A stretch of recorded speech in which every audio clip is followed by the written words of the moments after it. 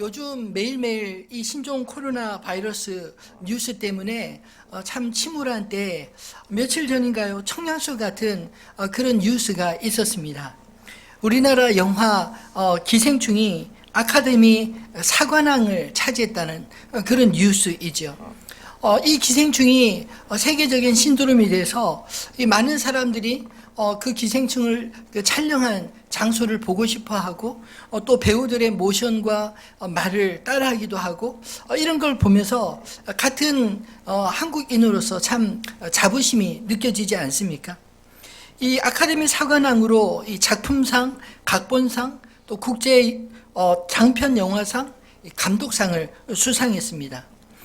남녀 주연상은 받지 못했지만 어쩌면 보이지 않는 이 영화가 보이지 않는 스태프들에 의해서 만들어진 영화가 아닌가, 그런 의미에서 또 대단히 의미가 있다 생각합니다. 오늘 우리가 읽은 이 본문의 이야기는 세례 요한에게 그 당시에 쏠렸던 관심으로부터 본문의 이야기가 시작이 됩니다. 유대인들이 당시 베다니 광야에서 사람들에게 물로 세례를 베풀던 세례 요한에 대해 궁금해졌습니다. 그래서 제사장들과 레위인들을 보내어 요한에게 이렇게 질문합니다. 내가 누구냐? 만나자마자 당신이 누구십니까? 이런 질문을 받는다면 참 당황스럽지 않나요? 근데 아마도 이렇게 물었을 때는 이 요한에 대한 이 궁금함이 몹시 컸었기 때문 아니었을까요? 왜냐하면 이 요한은 대제사장 가문의 아들임에도 불구하고 예루살렘에서 제사장의 가문을 잊지 않았습니다.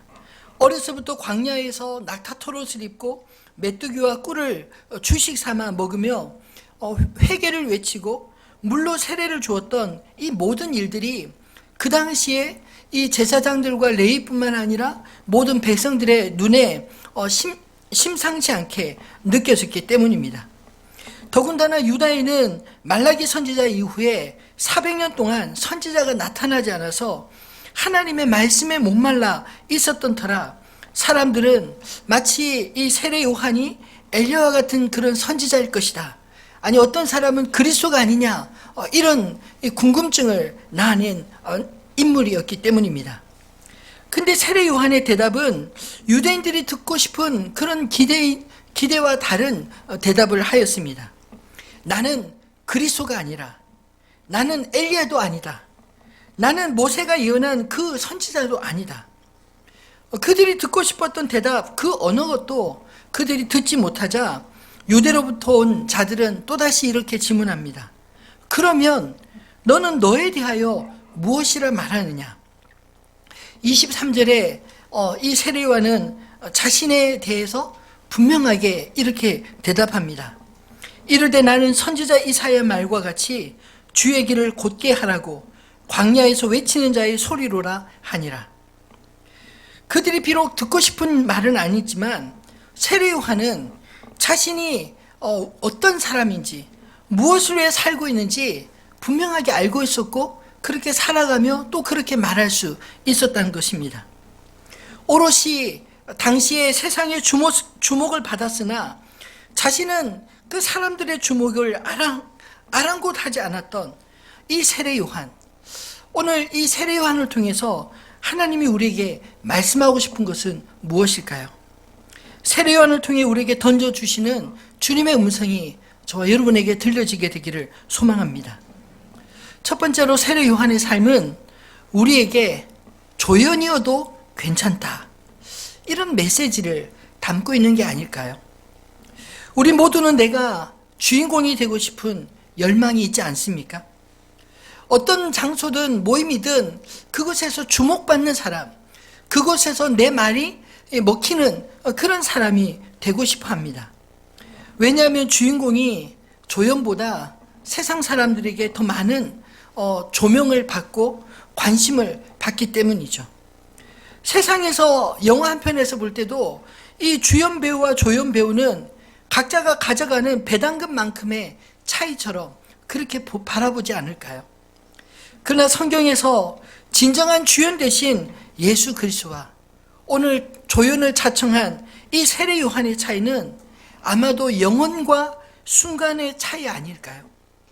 예수 그리스도는 말씀이 육신이 되어 하나님의 독생자로 그분은 영원하시지만 우리 인간의 생명은 주님의 이 영원의 시간에 비하면 찰나와 같은 순간을 살아가고 있기 때문입니다.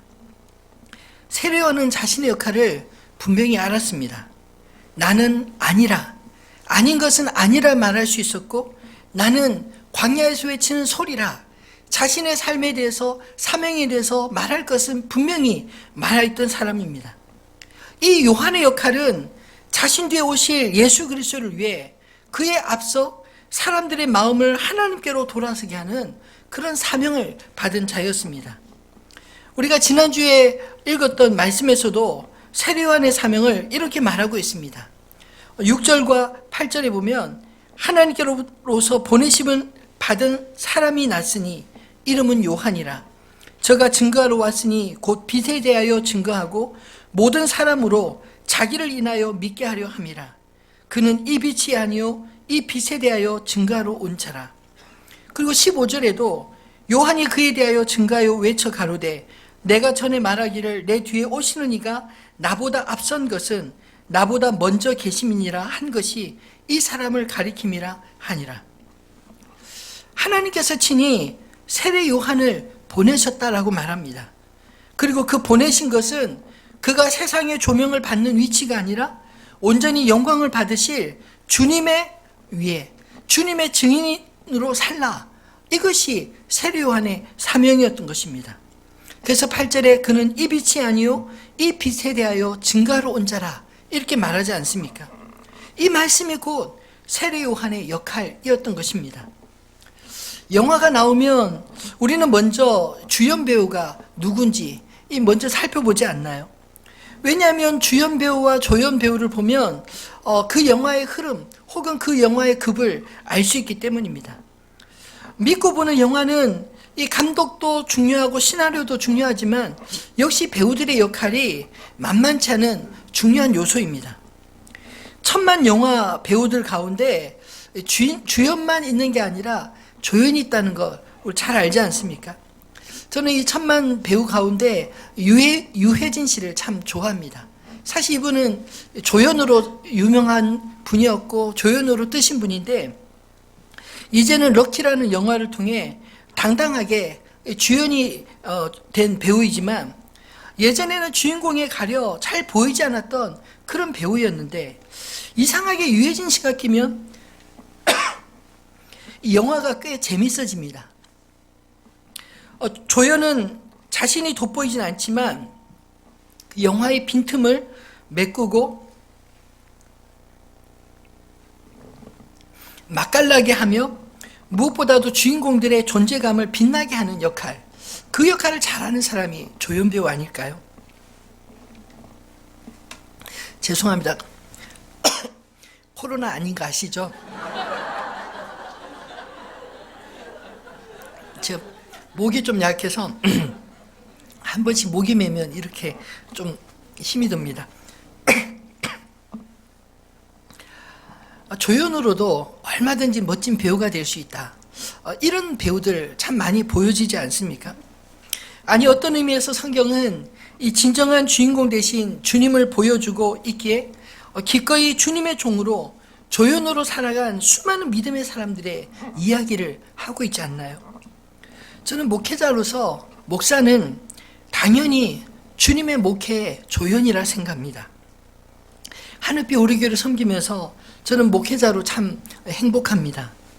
목회 스트레스를 제가 같은 동역자들 만나보면 저만큼 받지 않는 분이 있을까 싶을 정도로 저는 목회하면서 막 이렇게 고민하고 걱정하고 뭐 이런 적이 별로 없었습니다.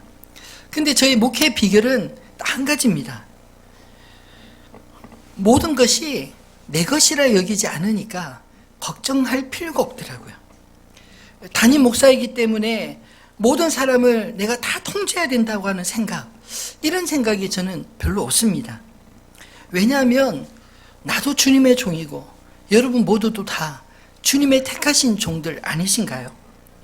사실 내가 누군가를 가르치고 누군가를 이끌어야 될 것도 있지만 분명히 역할이 있지만 그러나 어떤 사람도 내가 그의 인생을 좌지우지할 수 있는 존재가 아니라는 사실, 그 사실에 대해서는 알고 있습니다. 왜냐하면 하나님만이 우리 인생의 진정한 주인이시기 때문에, 하나님만이 우리의 삶을 진정으로 완벽하게 그 조화롭게 이끌 수 있는 분이심을 믿기 때문입니다. 때로는 사람들을 볼 때 양해차지 않을 때도 있고요. 어떤 일을 행할 때 계획대로 잘 안 될 때도 있습니다. 그럴지라도 기다리면 그러면 되는 것입니다. 때로는 주님의 때, 주님의 뜻이 있음을 믿기 때문에 안 되면 기도하고 기다립니다. 일을 못해서 야단 맞을만 하면 야단 맞으면 됩니다. 성도들이 야단 맞을 일이 있으면 성도들이 야단 맞고, 주님께 야단 맞을 만한 일이 있으면 주님께 야단 맞으면 됩니다. 억울하면 인내함으로 기다리면 언젠가 하나님께서 억울함 다 풀어주십니다. 목회하면서 보니 자기가 돋보이려고 애를 쓰면 애를 쓸수록 불행해지는 그런 종들을 전 참 많이 보았습니다. 항상 끝이 좋지 않았습니다. 단지 각자의 역할이 있다는 사실 알고 자기 역할에 충실하고 그 역할로 인정받으면 족하지 않습니까?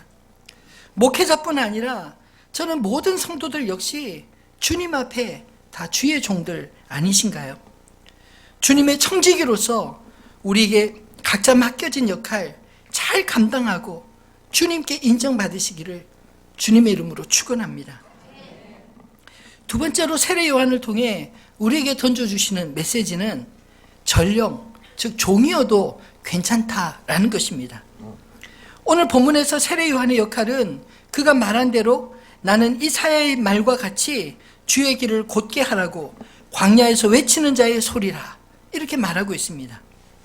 전령은 주인 앞에 먼저 나아가 주인의 뜻을 사람들에게 전하고, 때로는 주인의 길을 준비하고 주인의 길을 터주는 역할, 그런 일을 하지 않습니까? 세례 요한은 자기 스스로 주의 종으로 여겼습니다. 27절에도 보면 곧 내 뒤에 오시는 그이라 나는 그의 신발끈을 풀기도 감당하지 못하겠노라 하더라. 그는 광야에서 외치는 자의 소리로 주님의 길을 예비하는 일과 그리고 자기 뒤에 오시는 그 주님을 위해서 힘써 일하지만, 그러나 그렇다고 해서 주인에게 인정받으려 하지 않았다는 것입니다. 오히려 나는 그의 신발끈을 풀기도 감당하지 못하겠노라, 그런 겸손한 모습을 보여주고 있지 않나요? 이 표현은 사실 낮은 종을 묘사한 말입니다.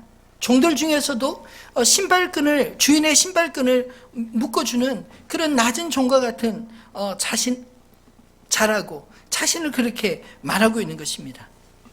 세례 요한은 자기가 누구인지 정확히 알았습니다. 요한복음 1장 1절과 14절에 선언하는 예수 그리스도에 대한 말씀을 우리가 지난주 살펴보지 않았습니까? 말씀이 육신이 되신 예수 그리스도, 그 예수 그리스도를 이야기하며 오늘 본문 속에 세례 요한의 이야기를 왜 넣었을까요? 그리고 세례 요한은 이 말씀이신 예수님과 달리 자신에 대하여 왜 말씀이 아니라 소리, 이렇게 소리라고 표현했을까요? 곰곰이 소리와 말씀의 차이가 무엇인가 한번 묵상해 보았습니다. 소리는 형체가 없습니다. 그러나 소리는 내용은 있습니다. 그것이 신호이든 울음이든 혹은 사람의 말소리든 소리는 어떤 내용, 어떤 메시지를 가지고 전달되는 것입니다. 그러나 반해 이 말씀은 그 말하는 분의 실체가 있습니다. 그리고 말하는 사람의 능력에 따라 그것이 실현이 되는 것입니다. 세례 요한이 자신을 소리라고 말한 이유는 자신은 이 땅에서 자신의 존재 혹은 형체에 나타나지 않기를 간절히 원하기 때문 아니었을까요?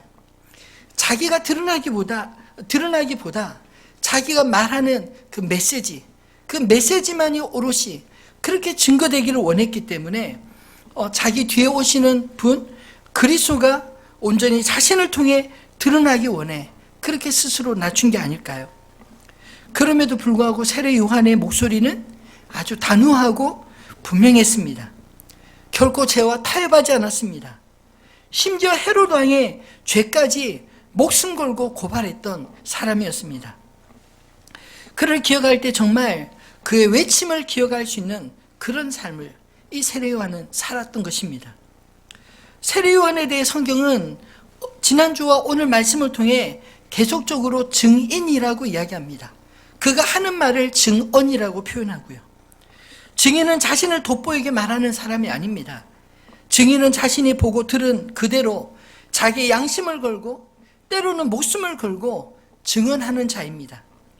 세례 요한은 그렇게 증인으로 살았고 그렇게 증언하며 죽어갔습니다. 어떻게 보면 이렇게 사는 것이 참 바보처럼 보이지 않나요? 그러나 보내심을 받은 대로 산 이 세례 요한을 보내신 그 하나님의 입장에서 세례 요한은 어떤 존재였을까요? 자신을 위해 살지 않고 오직 주님을 위해 산 요한을 주님은 높이 사시지 않았습니까? 종들 중에도 누구를 모시느냐에 따라 급이 달라집니다. 이 사극 영화를 가끔 보면 이 전령의 급은 바로 자기 뒤에 오는 주인의 권세와 비례한다 하는 거 보이지 않나요?